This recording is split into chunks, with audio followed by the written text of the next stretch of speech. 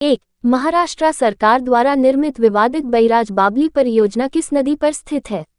ए. भीमा नदी, बी. कृष्णा नदी, सी. गोदावरी नदी, डी. पेंगंगा नदी। आपका सही जवाब है सी. गोदावरी नदी। महत्वपूर्ण तथ्य, महाराष्ट्र सरकार द्वारा शुरू की गई विवादित परियोजना बबली बैराज गोदावरी नदी पर फैली हुई है। इसके निर्माण को लेकर विवाद मुख्य रूप से तेलंगाना राज्य के साथ हुआ। इसके बाद सुप्रीम कोर्ट ने 2013 में महाराष्ट्र के पक्ष में फैसला सुनाया, जिससे 7 साल से चल रहा मामला बंद हो गया। यह फैसला उन जटिल अंतर्राज्यीय जल विवादों को रेखांकित करता है जो भारत में नदी जल के न्यायसंगत आवंटन को चुनौती देते रहते हैं। 2. निम्नलिखित में से कौन सी चोटियां महान बर्फ के 5 खजाने के रूप में जानी जाती हैं? ए. लहोत्से, बी. कॉडविन ऑस्टेन, सी. कंचनजंगा, डी. धौलागिरी। आपका सही जवाब है सी. कंचनजंगा। महत्वपूर्ण तथ्य, कंचनजंगा को महान बर्फ के 5 खजाने के रूप में जाना जाता है। 3. भारत म्यांमार मैत्री मार्ग भारत के निम्नलिखित राज्यों में से किसको म्यांमार से जोड़ता है? ए. असम, बी. मणिपुर, सी. मेघालय, डी. नागालैंड। आपका सही जवाब है बी. मणिपुर। महत्वपूर्ण तथ्य, म्यांमार में तामू कलेवा कलेमियो टीके के रोड के बीच 160 किलोमीटर लगभग भारत म्यांमार मैत्री मार्ग म्यांमार को मणिपुर में मुरे से जोड़ता है। 4. हिमालय पर्वतमाला का कौन सा पर्वत भारत का सबसे ऊंचा पर्वत है? ए. Everest, B. इलायची, सी. काराकोरम, डी. कंचनजंगा। आपका सही जवाब है डी. कंचनजंगा। महत्वपूर्ण तथ्य, एवरेस्ट दुनिया की सबसे ऊंची चोटी है, लेकिन यह नेपाल में स्थित है। दूसरी सबसे ऊंची चोटी के 2 पाकिस्तान चीन सीमा पर स्थित है, जो काराकोरम पर्वत श्रृंखला से संबंधित है। यह कोई चोटी नहीं है, जबकि कंचनजंगा तीसरी सबसे ऊंची चोटी है जो भारत नेपाल सीमा पर स्थित है। कार्डमम हिल्स हिमालय का हिस्सा नहीं है, ये दक्षिण भारत में स्थित है। 5. भारत में सुंदरवन निम्नलिखित में से किस प्रकार के वनों का एक अच्छा उदाहरण है?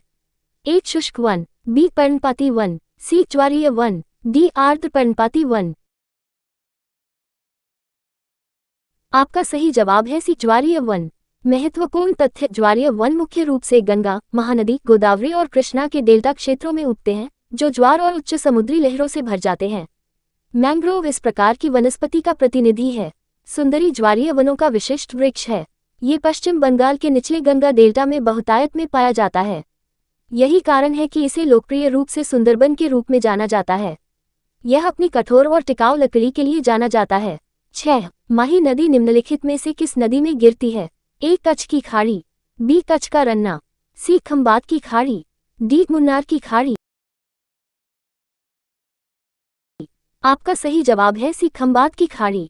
महत्वपूर्ण तथ्य, माही नदी खंबात की खाड़ी में बहती है, जो अरब सागर का हिस्सा है। ये भारत की उन कुछ नदियों में से एक है जो दक्षिण की ओर मुड़ने से पहले उत्तर की ओर बहती है। यह नदी लगभग 583 किलोमीटर लंबी है और अपने अनोखे घुमावदार रास्ते के लिए जानी जाती है। खंबात की खाड़ी अपनी समृद्ध समुद्री जैव विविधता के लिए महत्वपूर्ण है और यह गुजरात के भरूच शहर के पास स्थित है। 7. निम्नलिखित में से भारत की सबसे बड़ी मीठे पानी की झील कौन सी है? ए. डल झील, बी. पवई झील, सी. कुलर झील, डी. चिल्का झील। आपका सही जवाब है सी. गुलर झील। महत्वपूर्ण तथ्य, गुलर झील एशिया की सबसे बड़ी ताजे पानी की झीलों में से एक है। ये भारतीय राज्य जम्मू और कश्मीर के बांदीपोरा जिले में स्थित है। झील बेसिन टेक्टोनिक गतिविधि के परिणामस्वरूप बना था और झेलम नदी द्वारा पोषित है। झील का आकार मौसम के अनुसार 12 से 100 वर्ग मील तक बदलता रहता है। 8. धान की फसल के लिए कौन सी मिट्टी सबसे उपयुक्त है? ए. काली मिट्टी, बी. दोमट मिट्टी, सी. कठोर मिट्टी, डी. लाल मिट्टी। आपका सही जवाब है बी. दोमट मिट्टी। महत्वपूर्ण तथ्य, मानसून भूमि में चिकनी दोमट मिट्टी चावल की खेती के लिए सबसे अच्छी मानी जाती है क्योंकि इस मिट्टी की जल धारण क्षमता बहुत अधिक होती है। चावल डेल्टा क्षेत्र के खाड़ी क्षेत्रों में भी उगाया जाता है।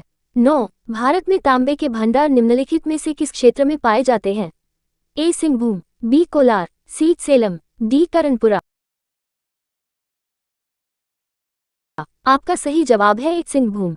महत्वपूर्ण तथ्य, प्रमुख तांबे के अयस्क भंडार सिंहभूम जिले, झारखंड, बालाघाट जिले, मध्य प्रदेश और झुंझुनू और अलवर जिलों, राजस्थान में स्थित हैं।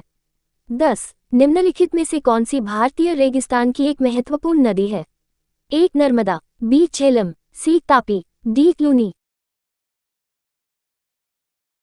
आपका सही जवाब है डी लूनी। महत्वपूर्ण तथ्य, लूनी नदी 495 किलोमीटर अजमेर, राजस्थान के पास अरावली पर्वतमाला की पुष्कर घाटी से निकलती है और गुजरात में कच्छ के रण की दलदली भूमि में समाप्त होती है।